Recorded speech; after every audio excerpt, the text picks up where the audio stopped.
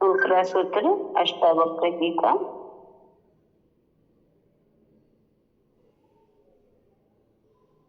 अपनी महिमा में स्थित मुझको कहाँ धर्म है, कहाँ काम है, कहाँ अर्थ है, कहाँ विवेकता है, कहाँ द्वैत है और कहाँ अद्वैत है। एक्सप्लेन कर रहे हैं। आत्मा हमारा स्वभाव है, वही सत्य है, आनंद है। उसे प्राप्त कर लेना ही सबसे बड़ी महिमा है। आत्मज्ञानी ही महामहिम है। अन्य सब महिमाएं झूठी हैं। दूसरों के द्वारा दी गई महिमा झूठी है, धोखा है। दूसरा जो देता है वह उसे छीन भी सकता है। दूसरों ने महिमा दी तो तुम फुग्गे की भांति फूल गए, अपने को महामहिम समझने लगे। किंतु उसकी चाबी दूसरे के हाथ में है, दूसरे के पास है। वह जब चाहे तब तुम्हारी हवा निकाल दे, तुम्हारी महिमा छीन ले तो तुम पिचक जाओगे। अपने पूर्व स्वरूप से भी बदतर स्वरूप खो जाएगा। जो जमीन जायदाद धन संपत्ति मित्र हितैषी बंधु बांधव पद प्रतिष्ठा आदि में अपनी महिमा समझता है, वो दूसरों द्वारा दी दूसरों के द्वारा दी गई है। उसे वे जब चाहें छीन सकते हैं। आज लोगों ने तुम्हें वोट देकर राजा बना दिया, प्रधानमंत्री राष्ट्रपति बना दिया, तो उन्होंने तुम्हें प्रतिष्ठा दी। उन्होंने अपनी स्वार्थ सिद्धि में कसर पड़ी तो वे ही तुम्हें पुनः नीचे ला पटकेंगे, धूल भी चटा देंगे, क्योंकि चाबी उनके पास है। तुम मालिक नहीं, उनके गुलाम बन गए। वे बंदर की भांति तुम्हें नचा रहे हैं, तुम नाच रहे हो। धूल भी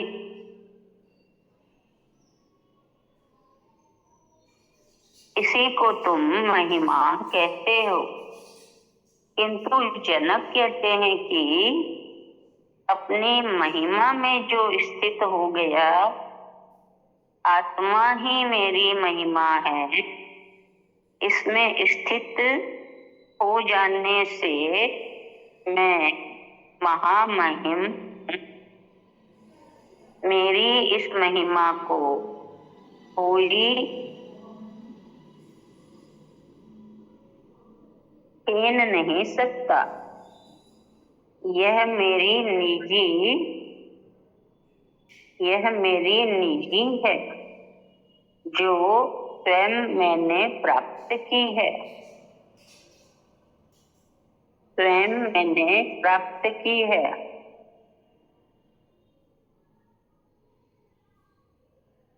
यही सत्य और शाश्वत है, जो सदा मेरी है। अन्य कोई भी मेरा नहीं है, क्योंकि वह अलग हो सकता है। आत्मा कभी मेरे से अलग नहीं हो सकती। इससे बढ़कर अन्य कोई महिमा नहीं है।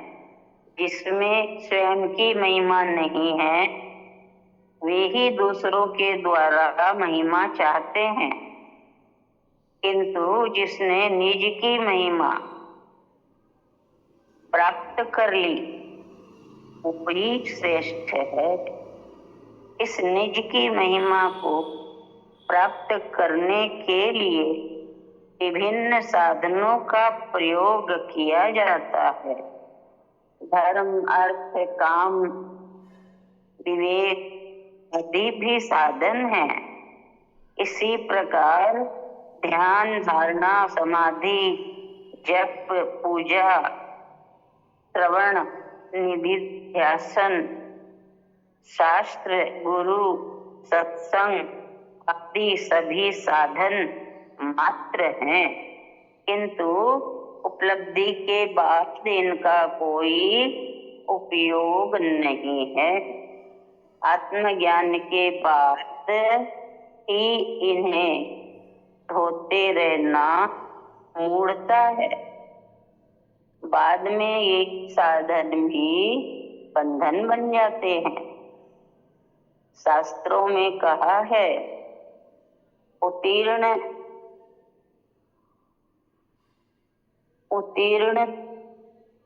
शास्त्रों में कहा है, जब मनुष्य नदी के पार उतर जाता है, तब नौका का क्या प्रयोजन रह जाता है। नौका तो व्यर्थ हो गई, उसे छोड़ देना ही बुद्धिमानी है, बुद्धिमत्ता है। इसी तरह आत्मज्ञान के अभाव से ही द्वैत की प्रतीति होती है। आत्मज्ञान नहीं है, इसीलिए हमें दूसरा दिखता है। आत्मज्ञान के अभाव से ही द्वैत की प्रतीति होती है, किंतु आत्मज्ञानी जान लेता है कि द्वैत भ्रम मात्र है, अज्ञान है। वास्तव में यह सभी बस एक आत्मा का ही विस्तार है। यही अद्वैत है, जिसे आत्मज्ञानी जान लेता है। इसलिए उसका द्वैत भाव समाप्त हो जाता है। अद्वैत भी द्वैत सापेक्ष है। जब द्वैत है ही नहीं, तो अद्वैत कहना भी व्यर्थ हो जाता है।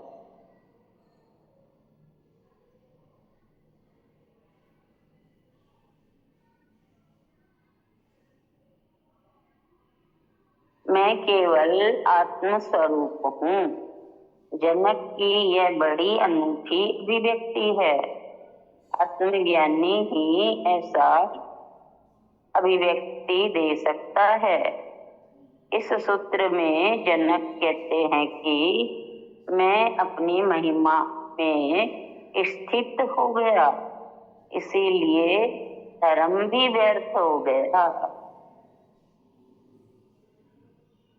उपलब्ध होने पर धर्म की भी जरूरत नहीं है।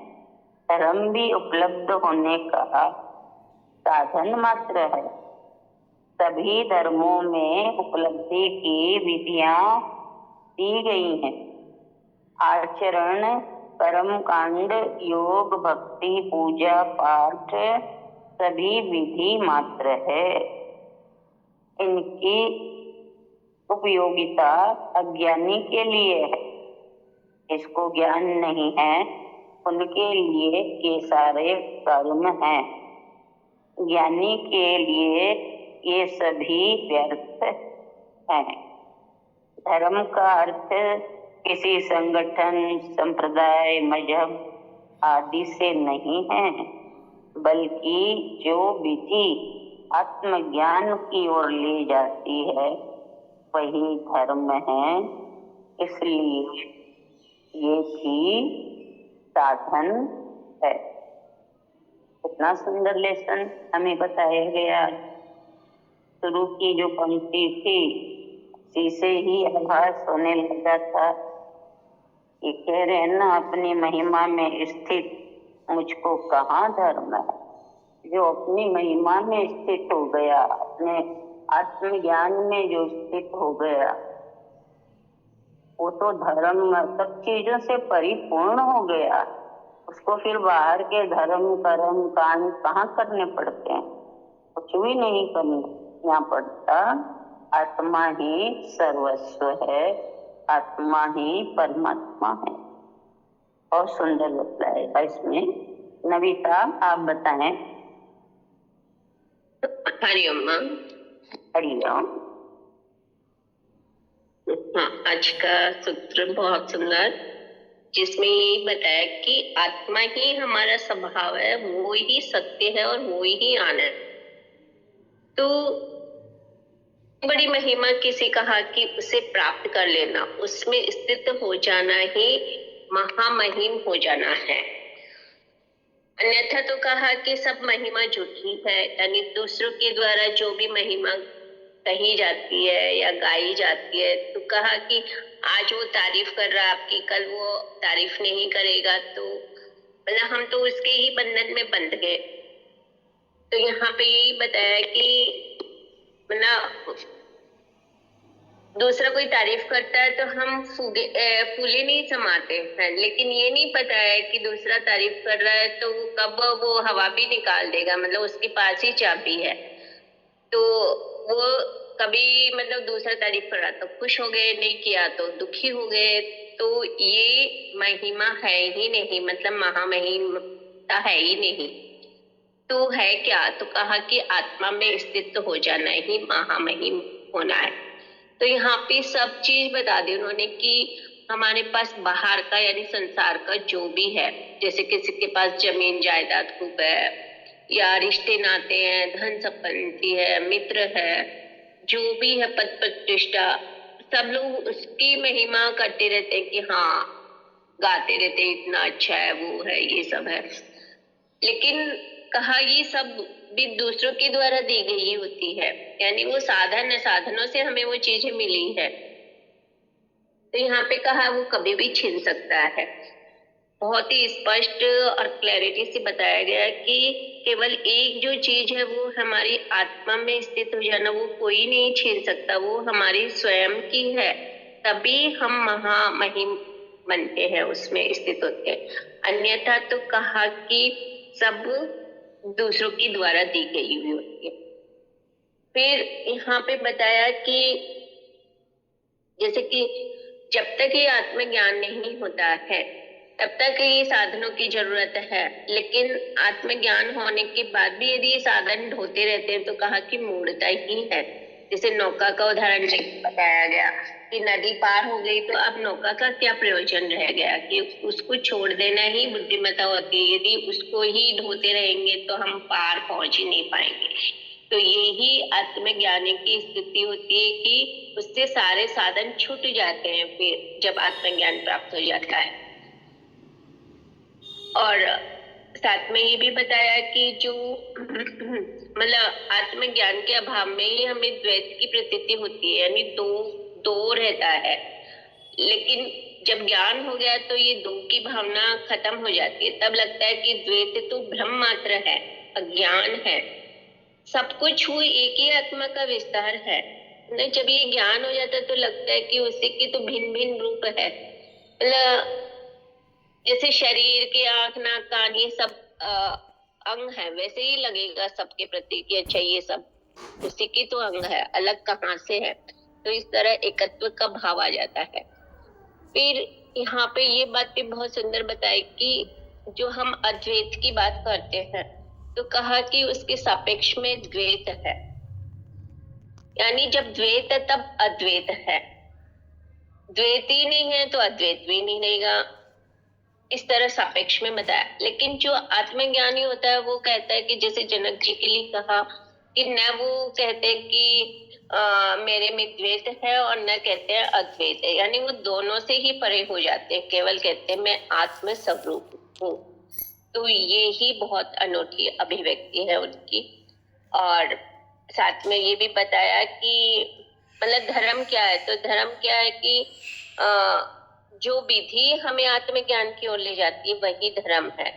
और इसलिए कहा धर्म भी एक साधन है, और जब ये स्थिति हो जाती है यानी आत्मज्ञान हो जाता है तो ये साधन छूट जाता है। मतलब फिर अपने आप धर्म की कोई जरूरत नहीं रहती है, न कोई कर्म कांड की, योग की, भक्ति, पूजा पाठ किसी की भी जरूरत नहीं रहती है, क्योंकि जो पाना था वो पा लिया। हरिओम।